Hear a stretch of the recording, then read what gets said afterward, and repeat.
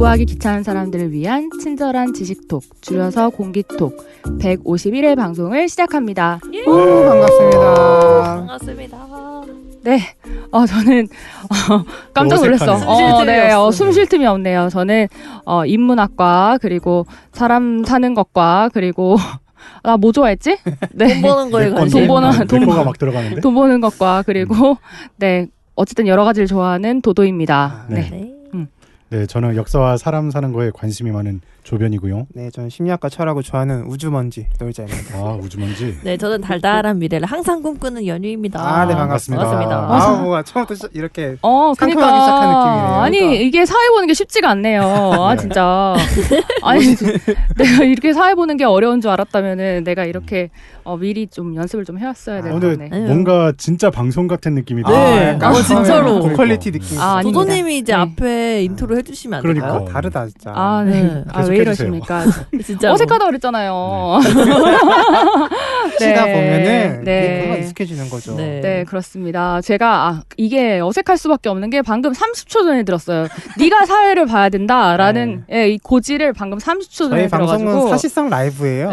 이게 어떤 방송도 30초 전에 너 사회 봐라 이런 얘기 안 하거든요. 근데 방금 전에 들었습니다. 깜짝 놀랐어요. 네, 그래가지고 제가 사회를 보게 됐습니다. 네, 그래서 어쨌든 제가 갑자기 사회를 보게 됐는데요. 네, 네, 그래서 여러분들 한 주간 아니죠.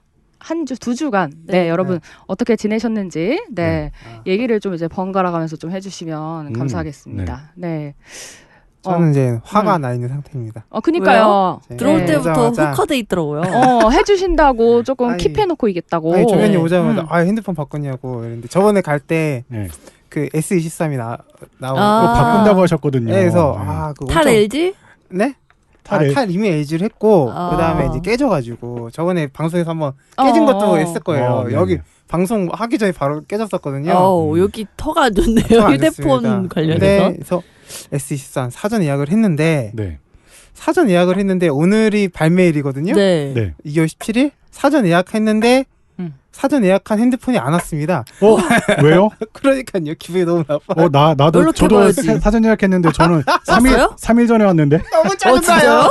진짜?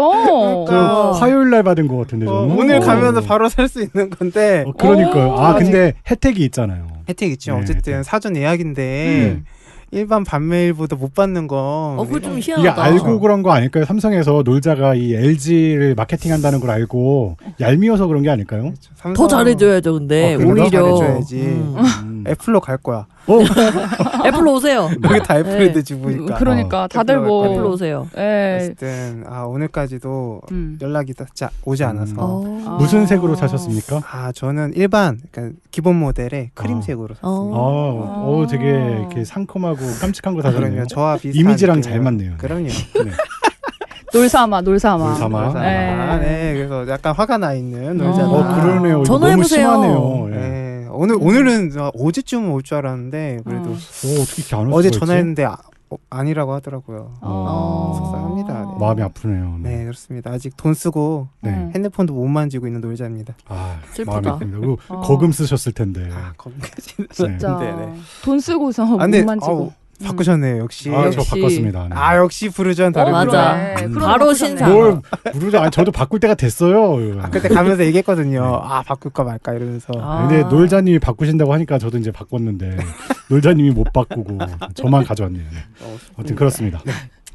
저도 얘기를 하자면 저는 2주 동안 예전에 제가 아침형 인간 했었잖아요. 네. 맞아요. 어떻게 그 MP 들었어요 최근에. 축하했습니까? 그냥 계속 하세요? 하다가 이제 그 오락가락 하면서 일찍 자기도 하고 늦게 자기도 했었는데 최근 들어서는 또 일찍 잤어요. 이제 애기 잘 때 같이 자니까 거의 한 10시면은 잠이 들었거든요. 근데 예전에 그 갓생 도전을 했을 때는 한 10시쯤 자면은 5시에서 5시 반이나 있나가지고 되게 깔끔하게 아침을 멋있게 보냈는데 뭐 루틴이 많았잖아요. 맞아요. 루틴이 굉장히 많았죠. 근데 이상하게 제가 몸이 좀 안 좋아진 건지 10시에 자면은 7, 8시에 일어나더라고요. 수면 시간이 9시간, 10시간. 나 이렇게 자도 되나? 막 그런 생각이 들 정도로. 그때 갓생 살기 했을 때 못 잔 거를 땡겨 이제 자는 거예요. 그래서 그런가? 그렇죠. 그래서 이제 일찍 자는 건 어느 정도 습관이 됐는데 그냥 잠만 더 수면 시간만 늘어난 것 같아요. 이거 이래도 되나 싶은데 좀 걱정이 됩니다. 근데 사람이 원래 그 수면이 정해져 있는 것 같아요. 수면 총량의 법칙 이런 게 있는 그렇죠. 것 같아요. 근데 너무 많이 자는 막 9시간 10시간씩 자는 몸이 좀 안 좋으신가 보다. 그러니까요. 몸이 좀 안 좋은가 봐요. 그때 못 주무신 걸 지금 몰아서 주무시는 게 아닐까. 너무 늦게 오는데? 그때 몸이 안 좋아지시고 맞아요. 그때 진짜 힘들었습니다. 이게 20대나 10대 청소년들은 4-5시간 자고 저도 예전에 학창 시절에는 뭐 사당오락 그래가지고 막 그냥 억지로 버티잖아요. 코피 흘리면서. 근데 저 정도 나이 되면은 응급실 끌려갑니다. 왜 적당히 해야 돼요. 조심해야 됩니다. 네. 맞아요. 네. 왜 웃어요? 너희들은 아닌 것처럼 왜 웃어요? 저는 원래 어렸을 때부터 잠을 꼭 자야만 하는 체질이어가지고 사당오락이 없었어요. 저도 좀 숏 슬리퍼는 아니고 좀 롱 슬리퍼 쪽인데 다른 패널분들은 그럼 보통 몇 시간 정도 주무세요? 저 8시간. 아주 딱 좋네. 딱 8시간. 그 정도 그러니까 보통 직장 생활하면은 다 8시간 못 자잖아요. 그러면 뭐 6시간 자고 7시간 자고 하면 그걸 이제 정립해놨다가 주말에 뭐라도 쫙 자는 거죠. 전 대신 주말도 똑같아요. 8시간. 저는 몰아자는 게 안 돼요. 저는 정립이 되는 것 같아요. 그럼 놀자님은 보통 몇 시에 자서 몇 시에 일어나요? 근데 저도 한 8시간, 근데 8시간 안 자는 것 같고 7시간, 6시간 반 이렇게 자는데 이제 주말에 그걸 정립해서 이제 더 자는 거죠. 보통 몇 시에 자요 그러면? 몇 시에? 한 11시? 되게 바른 생활이시네. 일찍 생각보다. 주무세요. 기절해요 저. 그 이유는 저 못 버티겠더라고요. 11시에 자가지고 한 6시간 자면은 거의 5시, 6시 일어나시는 거 아니에요? 8시간 자나 봅니다. 그렇군요. 똑같네요. 아니 저는 그렇게 자야 되거든요. 자야 되는데 사실 지금 딱 그렇게 말씀하신 게 맞는 게 저도 8시간 정도 자야 되는 인간인데 요즘 그렇게 못 자고 있어요. 일이 너무 많아가지고 그래서 제 근황을 이렇게 이어서 바톤 터치해서 말해보자면 진짜 일이 많거든요. 그래서 원래 다 돈 아닙니까? 그러니까 다 돈이잖아. 네, 프리랜서는 다 돈이잖아요. 공짜로 일할 건 아니잖아요. 아니 그래서 돈을 많이 벌었으면 좋겠어요. 아니 왜 그런 거 있잖아요. 369마다 이렇게 뭐가 현타가 온다, 막 고비가 온다 이러잖아요. 직장 생활하면은. 근데 이제 제가 그런 고비가 이제 왔거든요. 왔는데 이제 너무 그런데다 일도 되게 많고 그러니까 힘든 거예요. 그리고 제가 이제 원래 기계를 잘 못 다루거든요. 여러분한테 여러분 누누이 말씀드렸잖아요. 컴퓨터 못 한다고. 근데 이제 막 PPT를 만들어내야 돼가지고, 그래서 잠을 못 자고 이제 제 PPT 귀신인데. 10년 동안 PPT 만들. 아웃소싱 하세요. 그래야겠다. 토스 해야 되겠다. 그래가지고 좀 비싼데 연예님. 그렇군요. 네, 그러다 보니까는 이제 잠을 줄이고 이제 일하고 막 그러다 보니까 굉장히 뭔가 삶의 질이 떨어졌다. 그래서 굉장히 놀자님처럼 퇴사 마렵다. 네. 이런 상태로 살고 있다. 아니 진짜 힘들어 보였어요. 오늘 딱 들어오셨을 때. 너무 힘듭니다. 다들 어제 8시간 동안 PPT 만들었거든요. 네. 그러나 저의 PPT는 이제 초딩에서 중딩 정도의 수준이다. 번호가 들어가나요? 차라리 번호가 넣어서. 굴림체. 굴림체 어떤 공통체가 있어가지고 그걸 쓰긴 하는데, 효과 안 쓰는 게 다행이죠. 네, 그렇습니다. 네. 그렇군요. 네, 그래서 그렇게 지냈고, 그래서 연우님 안 하지 않았나요? 네, 저는 뭐 공유할 게 없어요. 그냥 일 열심히 하고 2주가 진짜 빨리 지나갔어요. 요즘 일을 열심히 해서. 열심히 해요? 진짜 좀 열심히 해요. 요새 뭐 운동은 따로 안 하세요? 운동을 안 해서 지금 큰일이에요. 제가 관련해선 다음 에피소드 때 제가 있습니까? 네, 알겠습니다. 궁금합니다. 네네. 네, 그래가지고 여러분들의 어떤 근황을 좀 들어봤고요. 네, 저의 찌든 근황과 여러분들의 어떤 근황을 좀 들어봤고요. 네, 오늘 놀자님이 준비하신 에피소드도 한번 좀 궁금한데 좀 재밌는 거를 준비하셨다고 들었어요. 제가 아까 전에 되게 재밌겠다라고 얘기를 했는데 이제 저는 또 제 맘대로 해석해가지고 또 재밌겠다라고 했거든요. 저는 또 제 맘대로 세계관이 있어가지고. 근데 다른 분들은 어떠실지 궁금한데 소개를 좀 해주시죠. 일단 다 테마를 정하셨잖아요. 그래서 저는 정한 게 이제 들어오시면 아시겠죠. 세계관이라는 주제를 가지고 테마를 할 예정이고 어쨌든 우리가 어떤 환경에서 어떤 문화에서 자라느냐에 따라서 생각이 형성이 되잖아요. 바라보는 관점이 형성이 되고 그래서 만약에 이제 우리 예전에도 그 얘기 했던 것 같은데 옛날에 유럽 중세시대에 태어났다 가면 우리는 모두 다 그냥 기독교인이고 하나님의 천지창조를 그냥 믿었겠죠. 아주 자연스럽게. 그리고 모든 것들을 운행이 그렇게 될 거라 생각을 했을 거고 만약에 우리가 인도에 태어났다 하면 힌두교인으로 아니면은 불교인으로 해서 이 세상은 무한하구나. 우리는 또 죽으면 뭔가 다른 게 되겠지 라고 자연스럽게 그런 생각을 살 거 아니에요? 그쵸. 그러는 게 세계관이죠. 네. 근데 우리는 이제 고도화된 세상을 살다 보니까 수많은 세계관들을 우리가 수용을 하면서 살아가잖아요. 그래서 옛날에는 단일한 세계관을 가지고 있던 사람들이었다면 오늘날에는 정말 다양한 세계관을 내가 좋은 거는 내가 자연스럽게 습득하고 아닌 것들은 또 버리고 이러면서 하나는 아닌 것 같아요. 우리 하나의 세계관을 가지고 있는 게. 그래서 종교가 될 수도 있고 정치 체계가 될 수도 있고 정치 성향이 될 수도 있고 다양하잖아요. 그래서 다양한 세계관들이 우리 사회에 존재하는 것 같은데 그런 것들을 인터넷에 좀 쳐보니까 세계관 딱 쳐보잖아요. 약간의 대결 구도로 얘기를 하더라고요. 뭐뭐뭐 세계관 vs 뭐뭐뭐. 그렇죠. 그게 재밌죠. 그렇지. 그러니까 옛날에 지구 평행론 대 그런 것도 있고 이런 제일 우리가 와닿는 건 옛날에는 공산주의와 자본주의.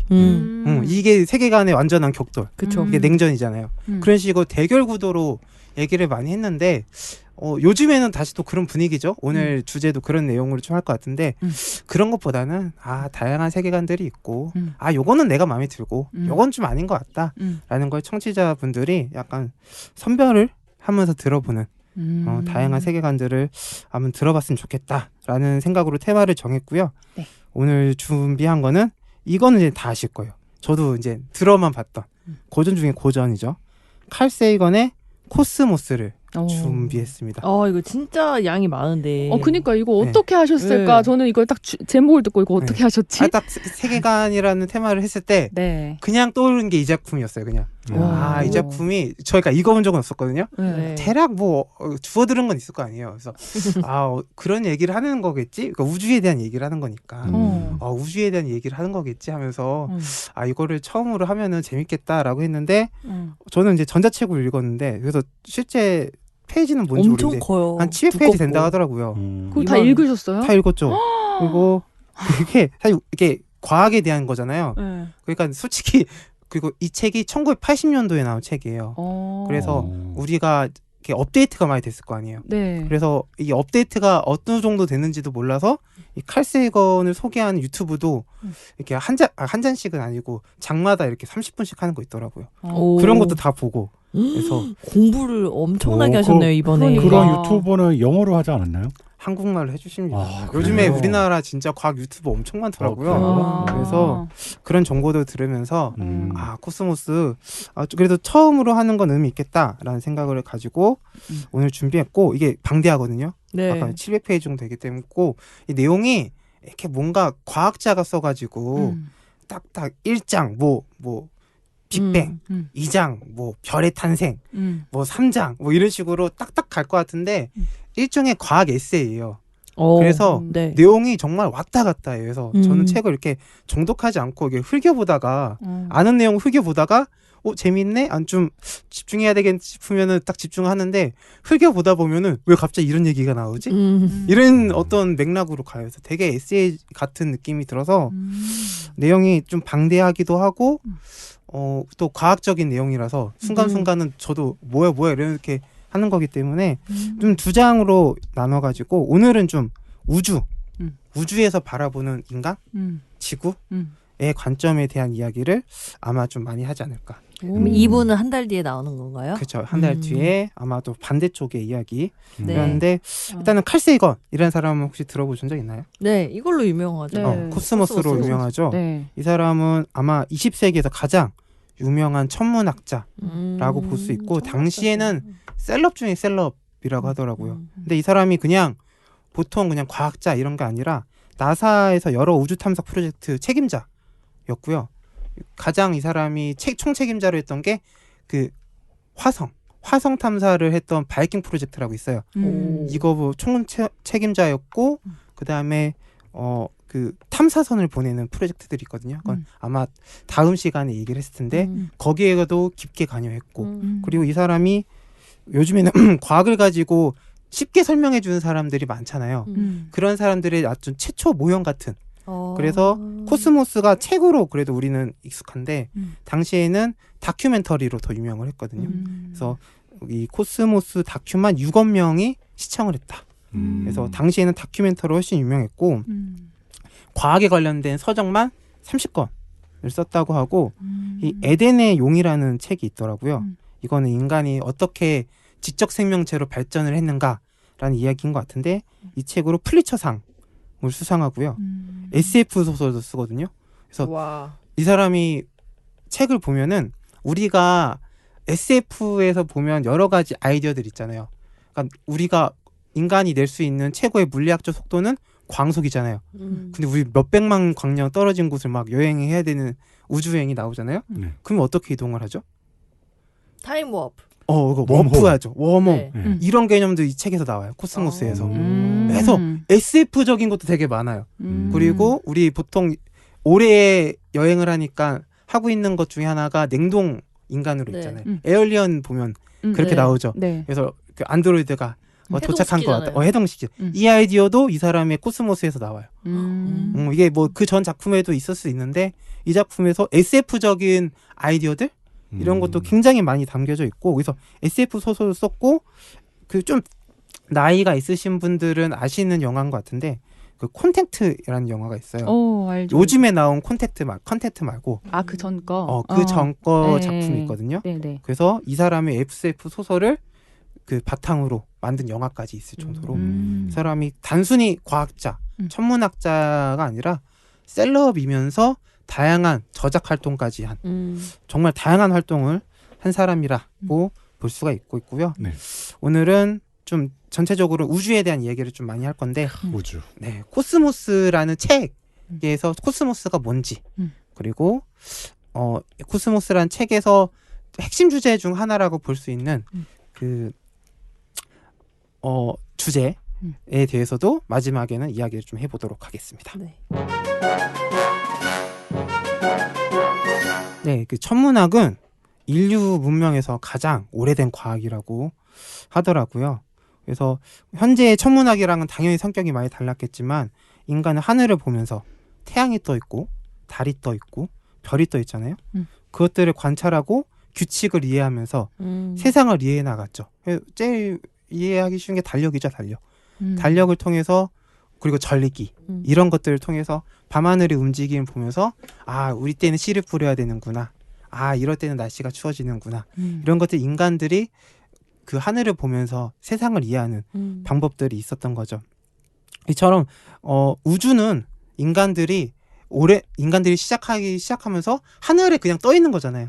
모니터처럼 그냥 생각해보니까 떠 있는 거더라고요. 그걸 보면서 우주에 있는 수많은 정보들을 가지고 인간들은 이 세상을 이해하고 있었구나 라고 하는 게 기본적인 생각인 것 같아요. 그래서 우주랑 우리랑 굉장히 멀게 느껴지잖아요, 사실은. 그리고 우리는 지금 별들 같은 게 안 보이니까. 근데 옛날 사람들은 훨씬 더 가깝고 굉장히 유용한 정보들이었을 것이다. 어떻게 보면 스마트폰 같은 거일 수도 있죠.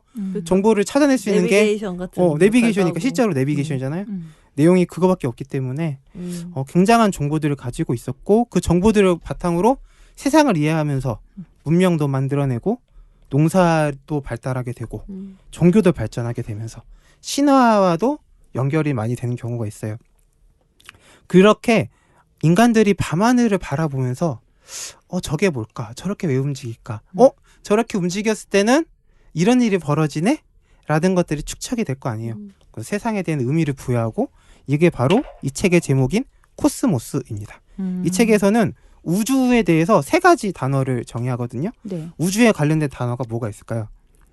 유니버스. 네, 유니버스 있죠. 마블 유니버스 할 때 유니버스. 그리고 또 하나 있습니다. 많이 스페이스. 잘하네. 스페이스 있죠. 그래서 뭐 스타워즈라는 작품을 했을 때 그 장르를 약간 스페이스 오디세이. 광활한 우주에서의 광시곡 같은 느낌. 이게 이제 스타워즈를 말할 때 스페이스 오디세이 이렇게 하고 좀 마블 유니버스 했을 때 다양한 것들이 하나로 뭉쳐지는 이야기. 유니버스 많이 뜨죠. 3개로 구분하는데 이 학문적으로 이 3가지는 어떻게 구분이 되냐면 스페이스는 그냥 공간이라고 합니다. 인간이 지구에서 달로 화성으로 갔을 때 거리가 있을 거 아니에요? 네. 그러면 그 거리가 얼마큼 걸리는지 가기 위해서 얼마큼의 에너지가 필요한지 그냥 공간으로서 우주를 정의하는 게 스페이스. 유니버스는 뭐냐면 천문학자들이 거기에 규칙이 있을 거 아니에요. 규칙을 이해하면서 규칙을 바탕으로 우주를 이해하는 것들. 우리는 어떻게 우주 항성들이 돌고 있고 태양은 어떤 영향을 주고받고 있고 이러한 우주의 전체적인 것들을 학문적으로 얘기하는 게 유니버스라고 합니다. 그럼 코스모스는 뭐냐면 원래 말 자체가 카오스라는 말 있잖아요. 네. 보통 그 그리스 로마 신화에서도 혼돈에서부터 시작을 하잖아요. 카오스의 반대말이라고 하더라고요. 우주에 아무것도 없고 막 혼돈의 상태가 있었다라고 상정을 했다면 코스모스는 오히려 반대로 우주에 어떠한 질서가 있는 상태가 있었다. 우주에는 어떠한 질서가 있다라고 정의 내리는 게 코스모스다. 그러면 어떻게 질서가 있는가는 어떠한 종교를 가지고 있는가? 내가 어떠한 신화를 믿고 있는가? 혹은 어떤 국가를 믿고 있는가에 따라서 그 코스모스는 동양이 다르고 서양이 다르고 뭐 신대륙에 있는 사람 잉카가 다르고 조금씩 다 달랐던 거죠. 그러니까 인간이 우주를 어떻게 의미를 부여하고 있는가가 바로 코스모스라고 볼 수가 있어요. 제가 어렸을 때 별자리를 굉장히 좋아했거든요. 어린 놀자는 외갓집에 놀러 가면 순수하다.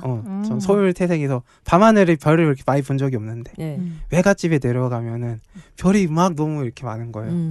그러면서 보면서 그 이야기 별자리 이야기라는 책이 있어요. 그거 도서관에 하나씩 꽂혀 있었던 것 같은데 거기에 보면은 별자리가 어떠한 모양으로 이어지고 거기에 막 그리스 로마 신화가 딱 있는 거예요. 맞아, 그런 책이 있었어요. 맞아요. 그런 책이 전 어려운 시절에 그 막 유치원 때 막 그런 거 보면서 세상은 정말 신기하다. 어떻게 저렇게 이 얘기가 되지? 그러니까 그때 믿었을 거 아니에요. 별자리를 보면서 정말 천문학자가 되고 싶다라고 했던 어떤 시절이 있었는데 이 별자리가 우리의 코스모스의 한 예라고 볼 수 있을 것 같아요. 별자리는 아니지만 우리 은하수를 갤럭시라고 갤럭시 갑자기 화가 나네. 갑자기. 갤럭시. 네, 갤럭시라고 그러는데 밀키웨이라고 부르잖아요. 네. 이 밀키웨이가 어원이 뭐냐면 그리스 로마 신화에서 헤라가 있잖아요. 헤라. 제우스의 아내 헤라가 자기의 젖을 하늘에 뿌려가지고 그게 은하수잖아요. 그게 은하수다. 그래서 밀키웨이라고 불렀다고 하더라고요. 우리가 하늘에 있는 것들을 보면서 자기가 믿고 있는 신화와 연결 지으면서 생각을 했던 거고 그게 대표적인 게 별자리들인 거죠. 우리 동양에서는 별자리 개념이 많이 없는 것 같은데 찾아보니까 또 동양에서도 별자리들이 꽤 있더라고요. 동양에서나 서양에서나 하늘을 통해서 자기의 신화를 투영하고 있는 그런 이야기들이 굉장히 많이 있는데 이거를 조금만 다르게 생각을 해보면 별자리라는 건 지구에서 바라보던 별들의 군집이잖아요. 모양이잖아요. 네. 근데 그는 하나의 단면이죠. 그걸 3차원으로 보게 되면은 우리의 군집이라고 생각했던 점을 다른 우주 공간에서 바라보게 되면 그 별들과 별들은 막 30억 년 광년이 떨어져 있고 또 모양도 완전히 다르게 생겼겠죠. 그렇죠. 우리 지구에서 바라보는 그 별자리 모양들, 별들의 모양들과 완전 다른 형태로 보이게 되겠죠. 화성에서 별자리를 바라보게 된다면 완전 다른 형태가 되는 거잖아요. 그러면 과거에 우린 아직도 신문에 보면 있는데 별자리 운세가 있고 아 맞네. 네. 네, 점성술이 존재하고 근데 내가 태어났을 때 별이 떠오른 거가 기준이 된다고 하더라고요. 그렇게 바라보면은 별자리를 과연 믿을 수 있는 건가? 비과학적인 거죠. 그쵸. 하지만 사람들은 여전히 조금 의심스럽거나 우리는 오히려 별자리보다는 그냥 운세를 보이긴 하지만 외국 사람들은 별자리가 될 거 아니에요. 많이 보더라고요. 네. 별자리를. 특히 중국 사람들은 별자리를 우리 MBTI처럼 지금도 되게 좋아하고 서로 물어보고 그러더라고요. 그렇죠. 과거에는 분명히 이게 의미 있고 나를 규정하는 어떤 신화였겠지만 지금 우리가 우주를 이해하는 방식으로 저 하늘의 별자리를 보게 되면은 뭐 과학자들도 별자리를 이름 붙여요. 자기네들도 이 별이 이름을 붙여야지 이해하기 쉬우니까. 하지만 과거와 같은 별자리가 아닌 거죠. 그래서 이런 식으로 지식이 발달하게 되면은 우리가 세상을 이해하는 폭이 넓어지게 되면은 과거의 것들, 그러니까 우리가 이해했던 지식이 더 이상은 효용이 없어지는 지점이 생기게 되잖아요. 이 책이 가지고 있는 맥락은 사실 그거예요. 과거에는 우리가 지구에서 계속 우주를 바라보면서 우리를 의미를 부여했잖아요. 그때는 그게 최선이었으니까 그거는 오케이다 이거죠. 우리가 그러기 위해서 농사도 지을 수 있었고 문명도 만들어낼 수 있었고 과학 기술도 이만큼 할 수 있었던 건 사실 그게 다 있었던 거니까. 하지만 우리는 훨씬 더 많은 걸 알게 됐으니까 과거에 있었던 지식은 이제 내버려 두고 우주가 있는 진짜 진실들, 우주적 사실들, 과학적 설득력 있는 이야기들 이런 것들을 가지고 우리 세계를 바라보면 어떨까요? 라고 하는 게 이 책이 가지고 있는 사실상 한 줄 요약이라고 볼 수 있어요. 전달하고 싶은 키 메시지가 엄청 많아요. 엄청 많은 얘기, 막 우주 얘기도 하고 우주 탐사 얘기도 하고 그리스 철학자 얘기도 하고 뭐 중세 뭐 과학자 얘기도 하고 막 하는데 이 전체적인 맥락은 우주적으로 우리가 이 세계를 다시 이해해봐야 된다. 옛날에는 우리가 단면으로 이해했으니까 인간 중심적인 지식이라고 생각을 하는 거예요. 이 사람은. 네. 우리가 코스모스는 어떻게 의미를 부여하느냐에 따라 다르다고 말씀드렸잖아요. 그러면 과거의 코스모스는 인간이 의미 부여한 인간 중심적 코스모스였겠죠. 그게 가장 유명한 게 천동설이잖아요. 우주가 지구를 중심으로 돈다.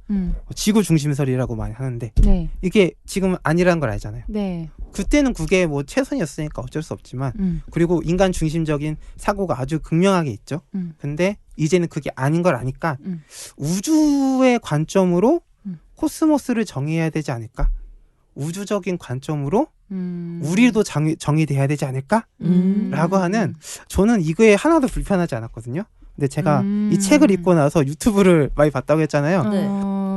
이 지점을 불편해하는 사람도 있더라고요. 왜 불편하죠? 그렇죠. 네. 근데 그러니까 왜냐하면 우주적으로 세계관을 다시 한번 정립하자. 우리가 새로 알게 된 진실들을 기반으로. 그때는 우리가 주인공이었잖아요.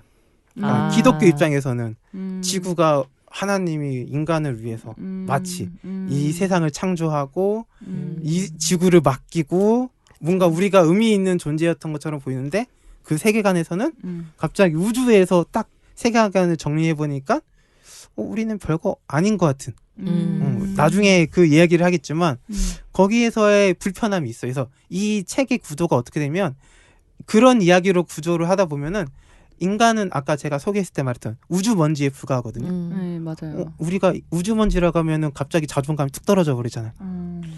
이상하게 전 떨어지진 않아요. 저도 떨어지진 않아요, 사실. 근데 떨어지는 사람도 있나 봐요. 그렇게 한번 게 있구나. 뚝 하다가 갑자기 이 칼세이건이 우쭈쭈 해주면서 우리도 좀 괜찮아, 멋있어 이러면서 쭉 올려놔요.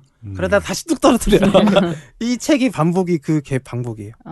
그러면서 우리가 우주적으로 보면은 우주 먼지에 불과하고 굉장히 보편적인 존재다. 그래서 이 사람은 외계 생명체가 무조건 존재할 거라고 주장해요. 그러면서 아주 보편적인 존재다. 뭐 아무것도 아니다. 하지만 그래도 꽤 괜찮은 종이야.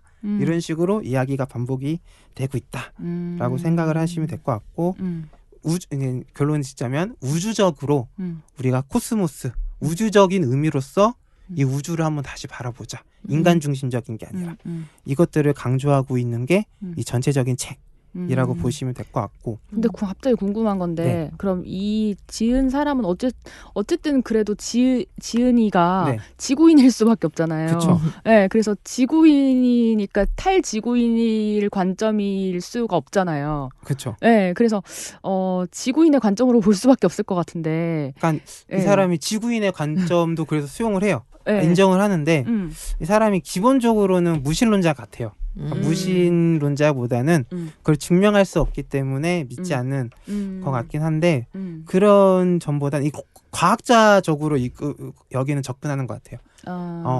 우주란 천문학자니까 우주라는 것을 이만큼 우리가 발견을 했고 우주란 걸 발견해보니까 지구라는 행성들은 비슷한 행성들은 좀 있고 생명은 정말 다른 지적 생명체는 존재할 것 같고 그러면 인간이 특별하다라고 보기는 어려운 거죠. 근데 그럼에도 불구하고 굉장히 인류애적인 부분은 있어요. 근데 이게 딱 보면은 지적 생명체라고 했을 때 우리가 UFO 탄 그런 과학 문명을 할 수 있는데 사실 개 정도만 돼도 지적 생명체잖아요. 그러니까 여기는 그렇죠. 예, 근데 저도 보면은 인간을 탈초월한 지적 생명체가 과연 있을까 하는 생각이 많이 들거든요. 왜냐면은 생명은 분명히 있을 거예요. 물도 있는 그 행성이 있고. 많죠. 그래서 이제 뭐 아메바, 박테리아, 세균 그런 건 있을 수 있는데 이렇게까지 이렇게 우주를 인식하는 존재잖아요. 우리는 우주를 인식하는 존재가 또 있을 수 있을까 하는 생각은 좀 들어요. 여기 좀 이따 방정식이거든요. 드레이크 방정식이라고 있는데 한 칼색은 수백만 개 있을 거라고 보고 드레이크라는 사람은 10개 정도 있을 거다. 우리 은하에서만. 그러니까 우리 태양계에서만 우리 은하에서만 최소 10개. 느낌이. 외계인 만나면 너무 이상할 거. 칼색은 수백만 개. 근데 재미있는 거 이게 40년 됐다고 했잖아요. 나온 지. 아직까지 그 생명체도 발견 안 됐어요. 흔적은 발견이 되는데 그러니까 화성이 우리가 화성 갈 거니까 네. 이러잖아요. 이거 좀 공부하다 보면 화성이 맞네 라는 생각이 들어요. 화성이잖아 라는 생각인데 이렇게 어쨌든 있을 가능성이 굉장히 높다라는 것을 이 사람은 아예 과학자니까 쉽게 그걸 주장하지 못할 거 아니에요. 이 사람은 그냥 단정 지어요. 지적 생명체는 존재해. 이게 디폴트예요 그냥. 그러면서 우리 들으면서도 그래? 이런 생각이 딱 듭니다. 전혀 과학을 잘 모르지만 그냥 저는 있을 거라고 확신하거든요. 네. 왜 그래요? 근데? 너무 넓고 너무 광활해서요. 이게 맞아요. 이게 칼세이건의 주장이에요. 너무 넓고 너무 광활해서 그냥 있을 것 같아요. 근데 우리가 갈 수 없을 것 같아요. 그것도 재밌어요. 이거 과학적이라서 저도 막 이해는 안 되지만 갈 수는 없어요. 그래서 이 사람이 세티 프로젝트라고 해서 외계 생명체를 찾는 프로젝트를 거의 시작한 사람이거든요. 그래서 어떤 방식으로 하냐면 이 콘택트라는 영화도 그 주제인데 어쨌든 빛은 우리보다도 그러니까 전파는 굉장히 오랜 시간 동안 갈 수 있잖아요. 그래서 전파를 다 듣는 거래요. 전 세계 우주의 전파. 그래서 어떠한 규칙적인 전파가 온다고 하면은 음악 같은 거죠. 4분의 4박자의 어떤 전파가 저 멀리 우주에서 들려온다. 우리가 인간이 만든 게 아니야. 그러면 문명된 외계인이 있을 거야. 그렇게 추측을 하는 거예요. 세티 프로젝트가 그런 식으로 외계 생명체들을 찾고 있더라고요. 저도 유튜브에서 그런 거 되게 자주 보거든요. 우주에 대한 거 보면 막 넉넉고 막 1시간 지나고 막 그래가지고. 수면 영상인데 저는. 뭘 보시는 거예요? 재밌어요. 근데 사실 우리가 인류가 어떻게 될지 모르겠지만 화성을 개발할지 모르겠지만 기본적으로 초고도화가 되지 않으면 지구의 수명 자체가 이제 지금 45억 년 됐는데 이게 100억 년 갈 건 아니잖아요. 맞아요. 태양도 이제 언젠가는 소멸할 거기 때문에 우리 입장에서 100억 년이면 소멸할 건데 저기 블랙홀 근처에서는 그게 한 10년일 수도 있단 말이에요. 맞아요. 그러니까 제 생각으로는 우리 정도의 이런 문명이 있을 수는 있는데 같은 시대에 존재하진 않을 것 같다. 이 주장도 나와요. 쭉 다 나올 수 있어요. 그래요? 지적 생명체가 존재했을 수 있다. 하지만 없어졌을 수도 있지. 라고 주장을 많이 해서 화성을 저도 이제 이거 유튜브에서 들은 건데 화성을 어떻게 보냐면 지적 생명체가 과거에 있었거나 생명체로 할게요. 생명체 과거에 있었거나 현재도 존재한다가 100%래요. 화성이 있을 것 같은데 박테리아 같은 건 있을 것 그래서 같은데. 그 메탄이 나온대요. 메탄이 어떤 유기체의 어떤 찌꺼기 같은 거라고 하더라고요. 그렇기 때문에 썩을 때 나는 거 아니에요? 네, 그렇기 때문에 근데 메탄이 화산 활동도 일어날 때 나올 수 있는데 화산 활동 증거는 없다고 하더라고요. 지금 탐사하고 있는 지역에서. 그래서 여기는 거의 있었던 것 같아 라고 화성을 많이 보는 것 같아요. 어쨌든 이야기 다시 이어서 그러면 이제 창조 기독교에서의 창조도 얘기 듣고 했을 때 그 우주의 과학적인 창조는 어떤 게 있을까요? 창조. 빅뱅? 이제 빅뱅 얘기를 많이 하는데 저도 공부하면서 처음 알았는데 빅뱅 이론을 처음 주장했던 사람이 조르주 르메트르라는 사람이래요. 이 사람이 가톨릭 사제라고 합니다. 천문학자이자 가톨릭 사제인데 그래서 우리가 빅뱅 하면은 이렇게 성경에 보면 빛이 있으라라고 하면서 세계가 탁 창조되잖아요. 성경과도 맞네요. 근데 그 빅뱅이랑도 비슷하고 그리고 가톨릭 사제가 이걸 주장을 했어. 그러니까 우리가 빅뱅이라는 게 마치 무에서 유가 창조되는 것처럼 많이 느껴지는데 사실은 그건 아니고 유에서 유가 창조되는 것뿐이라고 하더라고요. 그래서 과학적으로 무에서 유로 창조되는 것은 알지 못한다고 해요.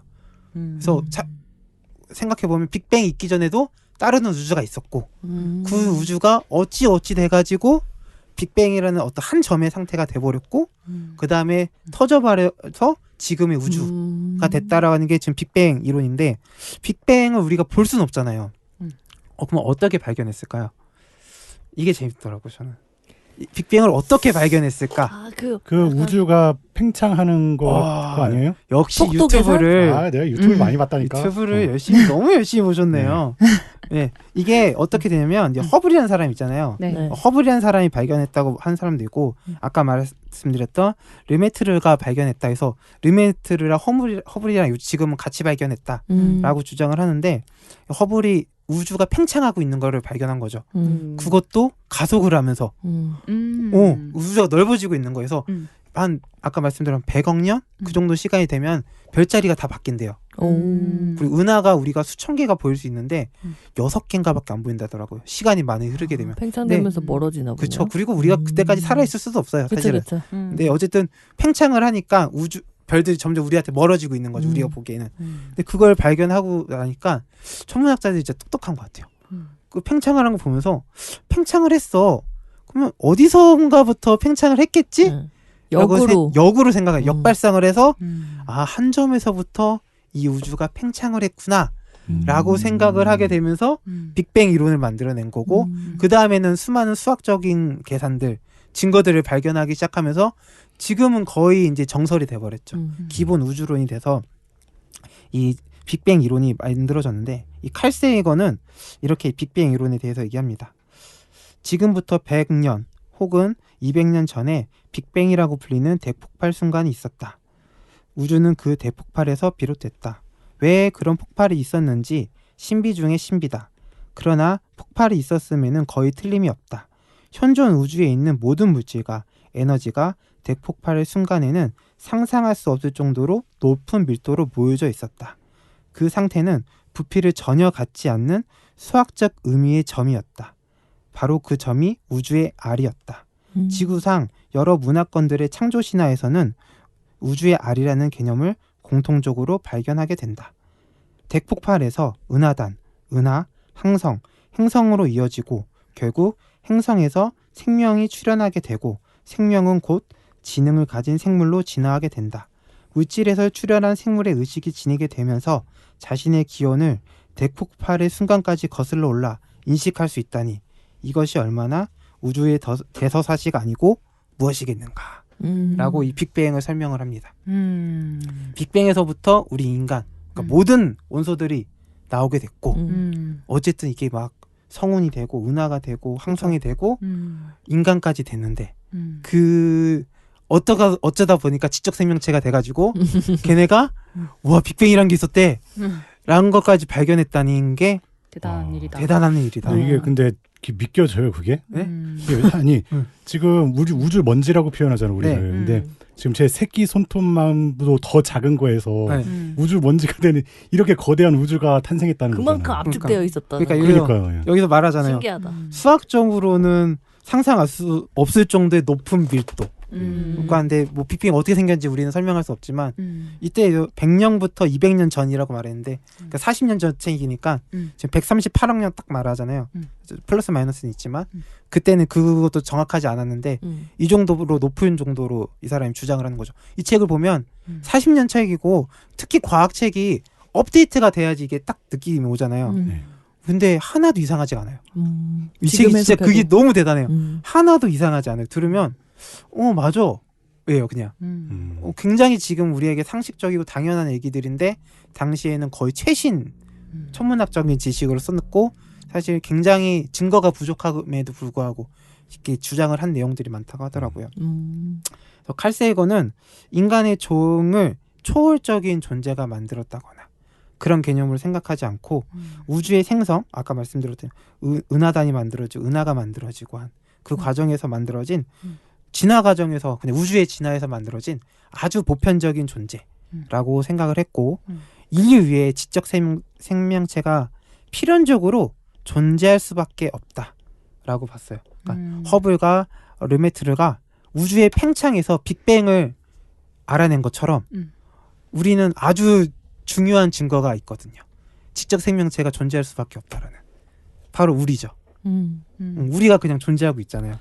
저도 그런 얘기는 많이 들어봤는데 우주가 이렇게 팽창해가지고 막 이렇게 수십조 막 엄청나게 많잖아요. 근데 거기에서 이제 생명체는 있을 수밖에 없다. 확률적인 문제잖아요.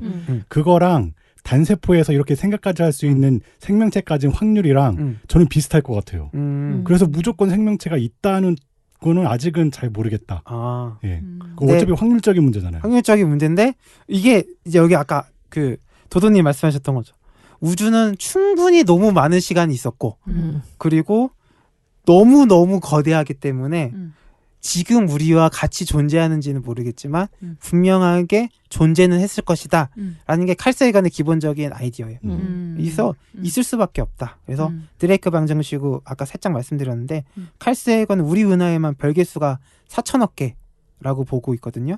그리고 이 4천억 개 중에서 골디락스 존이라는 별들이 있어요. 행성들이. 그러니까 지구와 같은 그 태양과 어느 정도 거리가 있는 생명체가 살아갈 수 있을 정도의 거리가 있는 행성들이 존재할 거예요. 그러니까 지구죠. 당청. 네. 그런 링에 있는 애들만 또 계산을 또 하고 그리고 방정식에 막 넣어요. 그러니까 이제 칼 세이건은 좀 후하게 넣은 것 같은데 한 수백만 개는 생명체는 존재할 거다. 생명체야 뭐. 근데 수만 개 중에 지적 생명체는 별로 없을 거라고 말을 하긴 해요. 그리고 드레이크 같은 경우는 한 10개 정도는 지적 생명체가 있을 것이다. 근데 이 사람들은 있다고 해야지 돈이 따오고 프로젝트 B가 따오지고 그치. 연구를 계속 할 수 있으니까 그런 부분은 고려해야 되겠지만 그래도 생명체가 존재하는 거는 맞는 것 같고 그리고 지적 생명체가 같이 우리가 시간을 공유하면서 그리고 같은 시간을 공유한다는 개념도 사실은 좀 다르죠. 그렇죠. 그 엄청난 거리가 멀어져 있으면은 그렇기 때문에 그것 알 수 없지만 지적 생명체는 분명히 존재할 거다라는 것이 이 칼 세이건이 가지고 있는 기본적인 아이디어고 실제로 칼 세이건 때 그리고 지금까지도 생명체는 발견되지 않았지만 생명체가 있을 것으로 예상이 되는 그 뒤에 엄청나게 많은 탐사선을 보냈거든요. 그런 행성들은 굉장히 많고 화성이 우리 가야 될 이유는 아주 분명한 것 같다. 화성은 갈 수는 있다고 하더라고요. 1년밖에 안 걸린대요. 네, 화성을 지금 이렇게 유인으로 가진 않지만 무인 탐사선, 그러니까 이것도 최단 거리가 되는 어느 시간이 딱 있는데 최단 거리가 되는 시기는 1년 정도 되는 걸로 알고 있고 그러니까 가는 건 문제가 없죠. 근데 올 수가 없죠. 오 마이 갓. 그래서 살 수가 없고. 근데 이렇게 편도로 엄청 춥대요. 너무 슬프다. 화성이 엄청 춥다고 하는데 네. 옛날에 왕복이네. 스타크래프트에 보면 스타크래프트에 테란이라는 종족이 나오거든요. 네. 테란은 원래 그 범죄자들이거든요. 우주의 범죄자들을 우주로 막 보낸 거예요. 네. 그래서 몇몇이 살아남아가지고 거기 개척해가지고 네. 지구와 다른 지구인이죠, 그 사람도. 네. 지구인들의 나라를 만드는 게 테란이라는 종족인데 우리도 그렇게 될 수 있죠. 편도로 보내가지고 강한 애만 살아남는다. 네, 강한 애만 살아남는 그런 것까지는 사실 진짜 가능하다. 그리고 진짜 많이 보내더라고요, 지금. 그리고 살 수 있는 가능성도 많이 점쳐져 있는. 화성으로 지금 많이 보내요, 사람들을? 이렇게 탐사선 같은 거 많이 보내죠. 뭐 네. 중국도 보내고, 로봇 탐사선, 큐리오시티? 요즘 꽤 유명한 게, 그래서 걔가 맨날 사진 찍고 다니고, 막 땅 파고 있고, 막 열심히 일하고 있더라고요. 그런 건 좀 본 것 같아요. 로봇 탐사선이 막 이렇게 바퀴 달려가지고 막 이렇게 다니는 거. 맞아요. 그거 지금 화성 왔다 갔다 얘가 다니고 있거든요. 맞아요. 어쨌든 편도로만 갈 수 있다. 네. 중요한 건 에너지가 우리가 그만큼의 그 기술력이 없기 때문에 편도만 가능하다. 아마 우리 테슬라도 편도로만 갈 수 있을 거다. 돌아오질 못한다. 돌아오지 못하는 강을 건너는. 칼 세이건은 우리의 생성 과정을 보면은 인간만이 거대한 우주에서 유일한 생명체라고 보는 거는 무지에서 오만이다 라고 이런 거는 굉장히 세게 말하더라고요. 이게 무지를 별로 안 좋아하세요. 과학자 특? 그리고 뒤에 몇 개 책이 있는데 좀 센 것도 있고 대단하다는 통찰력도 있고 하는데 어쨌든 굉장히 우리의 지적인 것들 이런 것들을 좋아하시는 분인 것 같다. 그래서 빅뱅 얘기를 했고 우리 고등학교 1학년 수준이더라고 이게. 별의 탄생에 대해서 잠깐 얘기를 한번 해볼게요. 빅뱅이 일어나면은 우주에서 가장 기초적인 물질은 수소와 헬륨이라고 합니다. 그래서 이제 원소 1번, 2번이잖아요. 그래서 갑자기 한숨 나오네요. 네. 과학 시간 옛날에 배웠던 것 같아가지고. 네. 그래서 이 수소와 헬륨들이 우주에 그냥 떠다니고 있대요. 거의 99% 떠다니고 우주 먼지들이 쫙 있는데 얘네들 수소와 헬륨들을 성간 물질이라고 합니다. 얘네들이 막 지네들끼리 막 있다가 갑자기 뭉쳐져 있는 곳이 있을 수 있잖아요. 우리 집에서도 쓰레기가 모여 있는 곳이 있는 것처럼 이렇게 걔네들끼리 막 모이다 보면은 걔네들끼리 서로 중력이 생겨. 맞아요. 잡아당기기 시작하는 거죠. 그러면서 우주에서 중력이 생기게 되고 그래서 중력이 생기면서 그 수소 헬륨들이 막 이렇게 모여 있는 거를 성운이라고 한다고 해요. 성운. 네. 근데 걔네들이 중력이 있으니까 잡아당기기도 하고 밖으로 보내기도 하고 이런 것들을 반복하다 보면은 안에서 열이 막 올라가게 된다고 합니다. 네. 그래서 핵융합을 막 하기 시작해요. 그렇게 된 상태를 원시성이라고 하고 거기서 열이 막 높아지게 되면서 핵융합이 되면은 별이 되는 거죠. 네. 반짝반짝 되는. 그래서 어느 정도 한 45억 년 정도 지난 별이 우리가 말하는 태양입니다.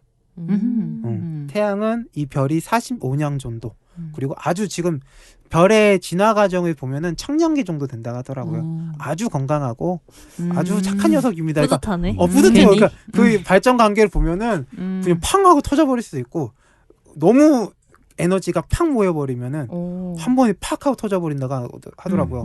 그래서 우리 태양은 아주 잘 컸다. 별 중에서 보면은 아주 잘 커가지고 주변에 친구들도 잘 만들어가지고 따뜻하게 그냥 우리 특히 우리죠. 아주 잘 살아갈 수 있는 공간을 잘 만들어주고 있는데 이 아까 조변이 아까 살짝 말씀하셨는데 태양이 영원하진 않은 거죠. 과학자들이 보기에는 태양은 50억, 60억 년 정도 지나면은 태양이 커지게 된다고 합니다. 그래서 점점 커지게 되면서 수성과 금성 혹은 지구까지 잡아삼키게 된대요.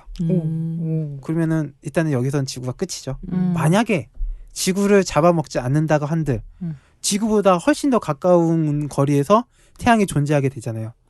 그러면은 타 죽겠네요. 그쵸. 우주에 일단 우리는 다 타 죽고요. 완전히 타 죽고 혹은 살아 있다고 하더라도 지구에 있는 바닷물이 모두 다 증발되고 그러면서 지구도 결국에는 사라지게 되는 거죠. 근데 사실은 50억 년 갈 필요도 없이 우리의 종말은 더 빠를 거라고 예측을 해요. 한 예가 뭐냐면 1960년대까지는 금성이 지구의 쌍둥이 별이라고 봤대요. 금성이 태양보다 조금 더 가깝다고 하거든요.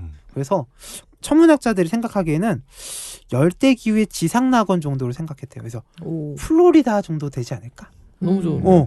그래서 거기가 실제로도 날씨가 좋았던 시절이 있고 옛날에 지적 생명체가 있었을 가능성도 높은 지역이라 하더라고요. 그러니까 지구보다 태양이 가깝지만 그만큼 태양이 뜨겁지 않았던 거죠. 그때는. 그러니까 지구만큼의 아주 적절한 온도가 됐던 시절이 있었는데 그래서 금성이다. 우리는 화성이 아니라 금성으로 가야 된다. 그리고 비너스잖아요. 금성 신화적으로 좋네요, 우리를 품어줄 것 같은 그 기대감을 가지고 그때 당시 사람들은 금성에 대한 기대감이 굉장히 높았다고 하더라고요. 근데 이 칼 세건이 금성이 표면 온도만 450도라고 주장을 하는 거예요. 그 상황에서 사람들은 이게 플로리다라고 생각하고 있는데 해변가 막 상상하고 있는데 450도다라고 하면서 실제로 탐사선을 보내봐요. 근데 표면에 가기 전에 다 녹아버리는 거예요. 실제로 칼 세건이 주장한 대로 450도 그러니까 우리가 상상하는 지옥 이미지가 금성이라고 하더라고요. 막 엄청나게 뜨겁고 불지옥인 거죠. 불지옥. 그래서 왜 이렇게 뜨거워졌을까라고 칼 세건이 연구를 해보니까 우리에게도 너무너무 익숙한 효과 때문이에요. 바로 온실 효과죠. 이 금성이 인류처럼 어떠한 인력 때문에 온실 효과가 일어나진 않았겠죠. 지적 생명체가 있을 수도 있지만 그래도 없다는 전제에서는 그런 일이 벌어지지 않을 가능성이 훨씬 더 높은데 자연적으로 그 행성이 자정작용이 깨지게 되면서 온실 효과라는 게 만들어지게 되고 그 안에서의 온도가 막 들끓게 되고 태양은 또 더 뜨거워지고 있고 하면서 불지옥이 돼버린 상태가 된 거죠. 그래서 칼 세건이 기본적으로 환경운동가예요. 그래서 그러니까 거의 처음으로 온실 효과라는 거를 발견했다고 하더라고요. 그러니까 금성의 미래가 지구가 되는 것은 아닐까?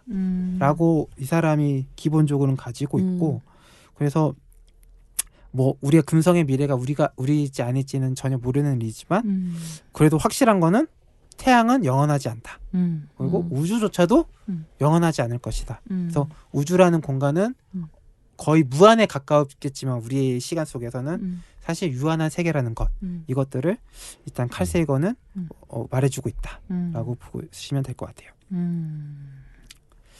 그리고 오늘 이 얘기를 하면은 아마 끝이 날 것 같은데 이 칼 세건은 이 나사에서 다양한 프로젝트를 했다고 말씀을 드리는데 네. 아마 대중적으로 가장 유명한 게 파이어니어호 그리고 보이저호라고 보시면 될 것 같아요. 보이저 1호, 2호 이것들이 뭐냐면 처음에 그러니까 탐사선 개념이 아니라 우주가 어떻게 넓은지 그러니까 우주에 사진을 찍고 다니는 애들이 일종의 그래서 탐사선이라고 보시면 되는데 이 보이저 1호가 가장 유명하죠. 골든 레코드라고 해서 인류의 그림 넣고 인류의 인사말 넣고 그리고 지구는 어디 있어요라고 그림도 넣고 뭐 각종 인사말 넣어놓고 맞아요. 나라의 그거를 우주에 뿌리는 거죠. 네. 굉장히 위험하다고 하던데. 그러니까 어쨌든 그거는 이제 다음 시간에 얘기했지만 굉장히 네. 그걸만 들으면 굉장히 낭만적이에요. 이 사람이 그러니까 우리 과학자면은 그 느낌 있잖아요. 그 느낌이 아니라 약간 로맨틱하고 되게 낭만적인 그 분위기 있어요. 이 보이저호. 근데 이 보이저가 1990년도 2월 14일이 그것도 발렌타인데이. 오, 그러네. 발렌타인데이에 지구에서 61억 킬로미터 떨어진 곳에서 이게 가는 길이 있을 거 아니에요? 갑자기 보이저가 이렇게 뒤를 돕니다. 그리고 지구를 향해서 사진 한 장을 탁 찍어요. 이게 그 유명한 창백한 푸른 점 그리고 이 썸네일도 아마 그걸로 제가 올릴 건데 창백한 푸른 점이라고 부르는 사진이죠. 61억 킬로에서 본 지구. 그러면서 이 사람이 굉장히 사색에 빠지면서 좀 기긴 한데 그 작은 지구를 보면서 이런 말을 남기게 됩니다. 이렇게 멀리 떨어져서 보면 지구는 특별해 보이지 않습니다. 하지만 우리 인류에게는 다릅니다. 저 점은 우리가 있는 이곳입니다. 저곳은 우리의 집이자 우리 자신입니다.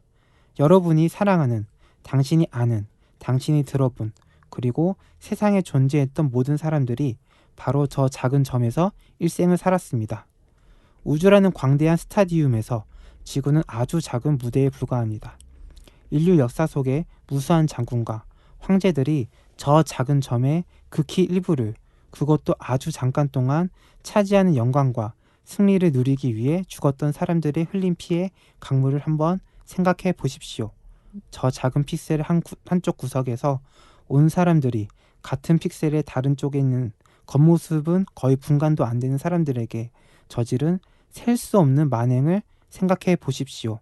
얼마나 잦은 오해가 있었는지, 얼마나 서로 죽이려고 했는지, 그리고 그런 그들의 증오가 얼마나 강했는지를 생각해 보십시오. 위대한 척하는 우리의 몸짓, 그리고 스스로 중요한 존재라 생각하는 우리의 믿음, 우리가 우리에게 특별한 위치를 차지하고 있다는 망상은 저 창백한 파란 불빛 하나만 봐도 그 근거를 잃습니다. 우리가 사는 지구는 우리를 둘러싼 거대한 우주 암흑 속에 있는 외로운 하나의 점입니다. 그 광대한 우주 속에서 우리가 얼마나 보잘것없는 존재인지 안다면 우리가 스스로를 파멸시킨다 해도 우리를 구원해줄 도움이 외부에서 올 수 없다는 사실을 깨닫게 됩니다. 현재까지 알려진 바로 지구는 우리가 생명을 간직할 수 있는 유일한 장소입니다. 적어도 가까운 미래에 우리 인류가 이주할 수 있는 행성은 없습니다. 잠깐 방문할 수 있는 행성은 있겠지만 정착할 수 있는 곳은 아직 없습니다. 좋든 싫든 인류는 당분간 지구에서 버텨야 합니다. 천문학을 공부하게 되면 겸손해지고 인격이 형성된다고 합니다. 인류가 느끼는 자만이 얼마나 어리석은 것인지 잘 보여주는 것이 바로 우리가 사는 세상을 멀리서 보여주던 이 사진입니다. 제게 이 사진은 우리가 서로를 더 배려해야 하고 우리가 아는 유일한 삶의 터전인지 그것을 보존해야 한다는 책임감을 알게 해주는 것입니다. 라고 아주 유명한 말이에요. 이게 이 창백한 푸른 점이라는 책에 또 따로 있거든요. 거기에서 이 썸네일에서 보시듯이 작은 점이 딱 적혀 있죠. 그걸 보면서 이 칼세건이라는 사람이 사색을 하는 그러니까 인간 우주에서 바라본 그 사람이 인간에 대한 소외 같은 것이라고 볼 수 있는데요. 아까 말씀드렸다시피 인간은 이 사람에게 특별한 게 아니거든요. 그리고 네. 우주에서 아주 보편적인 존재이고 그렇기 때문에 우리가 그런 것들을 내려놓고 놓으면 더 많은 것들 그 특히 우주라는 세계를 받아들일 수 있지 않을까라는 생각을 하는 것 같더라고요. 제가 여러 좀 내용들을 보니까 이 칼 세이건의 이런 태도들을 여러 개 종합을 하면 코스모폴리탄이라고 하더라고요. 이게 세계 시민 의식인 거죠. 그러니까 우리가 특별하다가 아니라 특별하지 않고 우리 모두가 그냥 보편적인 존재라는 전제하에서 오히려 전 세계적으로 세계화라고 하죠. 세계 시민 의식이 형성이 되는 건 아닐까라는 생각이 이 책을 읽으면서 전 계속 들었어요. 그리고 특히 이 책이 1980년대 그리고 쓰여졌고 실제로 세계화가 흐름을 탄 시기이기도 하잖아요. 어떻게 보면 이 코스모스라는 책이 그러한 세계화의 흐름을 만드는 작은 일조를 했다라는 생각이 들고 제가 이 책을 이제 준비하면서 했으면 좋겠다라는 생각이 들었던 이유가 최근에는 이제 전쟁도 일어나고 신냉전이라고 불리잖아요. 실제로 중국과 뭐 러시아 걔네들끼리 편먹고 또 미국이랑 뭐 그 우방국들이 편먹고 서로 강대강으로 대치하는 시대인데 이게 어쨌든 80년대부터 그냥 시작했다고 말을 하면 세계화의 어떤 굴곡의 한 지점인지 아니면 우리가 과거에 생각했던 세계화의 끝인지는 모르겠지만 칼 세이건이 말을 했던 그 푸른 점에서 함께 살아가고 있는 동포들이잖아요. 어쨌든 그 동포들에 대해서 한번 생각을 한번 이 책을 통해서 우주로 한번 인간을 바라보면 그런 관점이 생길 수 있지 않을까. 또 튀르키예에서 되게 슬픈 일이 벌어지고 있잖아요. 맞아. 그런 것들도 이러한 관점으로 보면은 우리 동포들이 이 한 점에 그냥 움켜져 있는 동포들의 슬픔이기 때문에 그런 것들도 오히려 우리의 특별함을 버리면 우리의 보편적이라는 사람들을 생각하면은 오히려 받아들일 수 있는 우주적인 세계관이 아닐까라는 생각을 하면서 일단은 1부는 여기까지 하도록 하겠습니다. 너무 뜻깊은데요? 뭔가 좋았어요. 계속 회사 생활에 찌들어 있다가 갑자기 시야가 확 넓어진 것 같아요. 그래요? 네. 멀찍이 유튜브를 보세요. 그래요? 유튜브를 계속 보시면 뭔가 내가 이 고민하고 있는 게 정말 그러니까 하찮다? 근데 좋은 쪽으로 그러니까 너무 이것만 목매여서 생각할 필요가 없다 이런 생각이 드네요. 네, 다른 분은 어떠셨습니까? 아니 제가 되게 웃긴데 진짜 되게 비슷한 타이밍에 이게 인디 밴드 노래인데요. 임세모라는 인디 밴드가 있어요. 근데 제목이 뭐냐면 파리나 개미나 우리 나예요. 네. 근데 이 노래 가사가 뭐냐면 약간 우리 나이 때, 한 30대 이런 친구랑 대화를 했는데 친구가 너 부럽다, 너 하고 싶은 거 해서 막 이런 얘기를 해요. 그랬더니 아니 나는 월세도 못 내는데 맨날 회사나 가는 네가 부럽지. 뭐 이런 얘기를 하면서 생각해 보니까 뭐 멀리서 우주에서 보면은 파리나 개미나 우리 다 똑같은데 돌이랑도 똑같죠. 네, 다 똑같은데 뭐 세상 그렇게 힘들게 살 필요 있냐 약간 이런 내용이거든요. 네, 약간 이거랑 똑같은 거예요. 맞아요. 노래거든요. 여러분 한 번씩 들어보시기 바라면서 다들 저도 약간 뭔가 힘들 때 그래서 제가 우주를 좋아했던 것 같거든요. 네, 그렇게 생각하면 조금 복잡했던 것들이 좀 라이트해지는 네, 그런 느낌이 있었던 것 같고요. 더불어서 하나만 좀 덧붙이자면 이제 그 처음에 말씀하실 때 이제 모든 과학자들이 특히 똑똑한 사람들인데 이제 열린 마음을 가졌던 사람들이 이제 어떤 패턴을 바꾸는 과정에서 이제 자기의 생각을 바꾸는 과정에서 이게 틀릴 수도 있겠다라는 열린 마음을 가지면서 그 패러다임 바뀐 것 같아요. 맞아요. 네, 그래서 그 토마스 쿤이 이제 패러다임 얘기했을 때 이제 이 패러다임이 바뀌었다라고 했을 때 우리가 지금 살고 있는 시대에 이 패러다임이 있었지만 다음 시대에는 이제 다른 패러다임이 있어요라고 하면서 그 패러다임이라는 단어를 썼던 것 같은데 코스모스라는 얘기를 하면서 칼 세이건도 똑같은 얘기를 한 거 아닌가라는 생각이 들어가지고 똑같이 이렇게 열심히 공부를 한 다양한 사람들이 있겠지만은 이렇게 새로운 지식을 받아들이면서도 약간 마인드 자체가 열려 있으면은 이거를 새로운 패러다임으로 받아들일 수 있는 거 아닌가 저는 그런 생각이 좀 들었습니다. 네. 그렇군요. 네, 의미 있는 좋은 얘기였습니다. 요즘 회사 생활에 찌들어 있었는데 이미 알고 감사합니다. 있는 내용들이잖아요. 어떠셨나요? 저는 복습의 시간. 사실 전 문과잖아요. 보면서 우와 경이롭다 막 이런 생각을 또 많이 화면으로 하는데 보면은 느낌이 너무 달라요. 근데 한편으로 너무 많이 보다 보니까 오히려 저게 저걸까? 막 이런 생각이 문과적인 감성으로 드는 게 되게 많았는데 예를 들어가지고 사실 빅뱅이 이건 그냥 제 뭐라고 해야 되냐 그냥 뇌피셜 그냥 망상 그런 건데 사실 빅뱅이 예전 검증된 지 얼마 안 됐잖아요. 그쵸. 진짜 짧잖아요. 빅뱅 이론이 이제 얼마 전부터 인정되기 시작했는데 그게 인정된 가장 큰 계기가 아까 놀자님 말한 것처럼 우주가 팽창한다는 거잖아요. 맞아요. 그래서 뭐 한참 몇십억 년 뒤에 뭐 항성이 몇 개 없다는 것도 빛보다 빠른 속도로 팽창하기 때문이잖아요. 맞아요. 근데 그걸 보면서 그러면은 계속 그 멀어지기만 하면은 다시 빅뱅이 일어나기는 힘들잖아요. 그리고 중력에도 반하잖아요. 사실 그게. 이게 저도 그 궁금하잖아요. 그래서 암흑물질 얘기 나오는 거예요. 근데 이거 되게 좀 어거지 같은 거 이게. 그냥 자기네들이 알 수 없으니까. 그렇지. 그러니까 옛날에 우리가 모르니까 이것도 데우스 엑스 마키나 그런 비슷한 거죠. 과학자들이 그 모르는 부분을 암흑 물질, 뭐 암흑 에너지 이렇게 맞아, 암흑 에너지 많이 얘기했었지. 내가 근데 되게 유치원적인 문과적인 생각으로 그거를 해결한 게 있어요. 이걸 무슨 없이 해결했어. 근데 말이 안 되는 망상이긴 한데 문과적인 감성으로 그 수많은 영상들을 보면서 어떻게 해결했을까? 우주는 팽창하지 않습니다. 네. 팽창하지 않고 어떻게 되는 거냐면은 이렇게 간다고? 네. 어딘가 망했어. 왜냐면 우주가 팽창한다는 것도 결국에는 우리 관찰자 지구인 입장에서 팽창하고 있는 거잖아요. 아니죠 그거. 들어봅시다. 들어봅시다. 그러니까 점점 항성들이 사라지는 거잖아요. 빛보다 더 빨리. 근데 그게 아니라 역으로 빛보다 빨리 어디 하나로 뭉쳐지고 있는 왜 시간과 공간이. 우리가 뒤로 가고 있는, 그렇지. 빨려 들어가고 있는 우리가 거다. 보면은 그래서 걔네들이 점점 멀어지는 것처럼 보이는 거지. 그럴듯한데? 그럼 중력에도 반하지가 않잖아요. 그럼 중력에도 맞잖아. 설득당하고 있어. 근데 그렇게 중력으로 계속 하다 보면은 하나의 점까지 언젠가 가겠지. 거기서 빅뱅이 시작되고 그 폭발력 때문에 팡 터지는데 요요처럼 그렇지. 다시 중력이 끄집어 당기겠지. 금을 던졌다가 그렇지. 다시 이렇게 아니 나는 솔직히 설득당했어. 나 아까 들으면서 진짜 어느 포인트에서 너무 웃겨가지고 그 에어롤 인터뷰 말하고 싶었단 말이에요.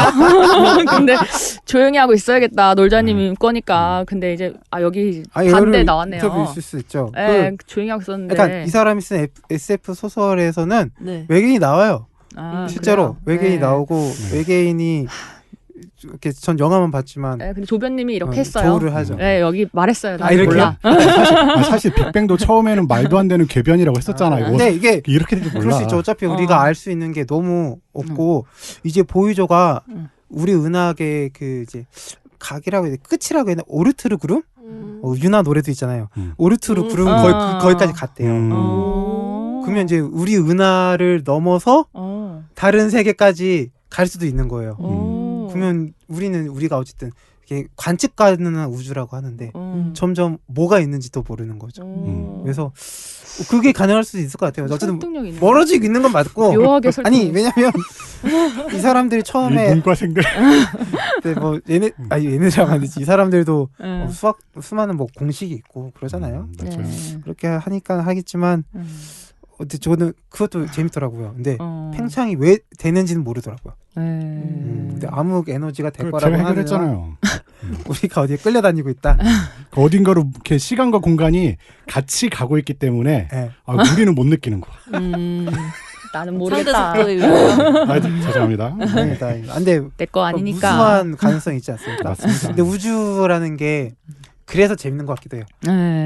그냥 우리의 문제들 하찮게 하는 것도 있지만 하찮은 생각도 막 해도 되잖아요. 왜냐면 하찮은 생각을 죄송하지만 정말 다양한 아이디어들 재밌는 생각들을 막 해도 누구에게도 손해되지 않고 맞아요. 누구에게도 상처 주지 않고 보통 사람들에게는 그냥 그럴 수 있겠네 라고 무한하게 할 수 있으니까 설득력도 있고. 저도 근데 아까 창백한 하나의 푸른 점 그거 얘기했잖아요. 사실 그 영상도 많이 보다 보니까 진짜 되게 티끌만한 점, 그 유명한 사진 저도 많이 봤는데 그걸 보면서 되게 사실 아까 노자님이 한 말이 정말 이렇게 중요하다고 우리가 여기는 거가 별거 아니다 이렇게 좋게도 받아들일 수 있는데 어떻게 보면 되게 염세적인 말일 수도 있어요. 우린 뭐 그냥 우주 먼지야. 근데 그걸 반대로 생각하면은 이렇게 넓고 점 같은 우주인데 이런 광활한 우주에서 우주를 인식할 수 있는 존재가 이 점밖에 없다니 우린 얼마나 대단한 존재인가. 우리 so special. 그렇지. 이게 다음 시간 얘기할 거예요. 그렇습니까? 다 준비되어 있네요. 칼세이건이 다 있다. 제가 인간을 아주 돌처럼 취급하다가 대단해 우주주에 준다고 했잖아요. 네. 그 우주주에 준 얘기가 사실은 이 얘기예요. 스포했네. 죄송합니다. 어쨌든 우리밖에 없잖아요. 그러니까 아까 말했던 이 대서사실을 인식하고 있는 존재, 수많은 가능성이 있음에도 불구하고 우리가 빅뱅에서 왔다라는 그것을 알아내다니 그것만으로도 우리는 정말 뛰어난 지적 생명체고 보이조호가 사실 그거예요. 탐사선이기도 하지만 언젠가 우리는 사라질 가능성이 높잖아요. 그러면 어느 지적 생명체가 우리와 다른 시간대에 발견될 수 있잖아요. 네. 나올 수 있잖아요. 그러면 우리가 이 정도까지 알고 있었던 지적 생명체로 있었어 라는 묘비 같은 거예요. 사실은 이 우주에 남기는 묘비죠. 우리가 이 지구에 인간이 있었다 이거를 우리 이 정도까지 알고 있었어. 너희도 알고 있어? You know? 그렇군요. 네, 여기까지입니다. 네, 너무 좋았습니다. 그래서 네, 아주 재밌는, 의미 있는 이야기를 들어봤습니다. 여러분들도 이거 들으시면서 여러 가지 뜻깊은 생각을 하시면서 힐링의 시간도 되셨으면 좋을 것 같습니다. 네, 이번 에피소드는 여기까지 하도록 하고요. 네, 다음 시간에 더 뜻깊은 의미 있는 얘기로 또 찾아뵙도록 하겠습니다. 네, 수고하셨습니다. 네, 고생 많으셨습니다.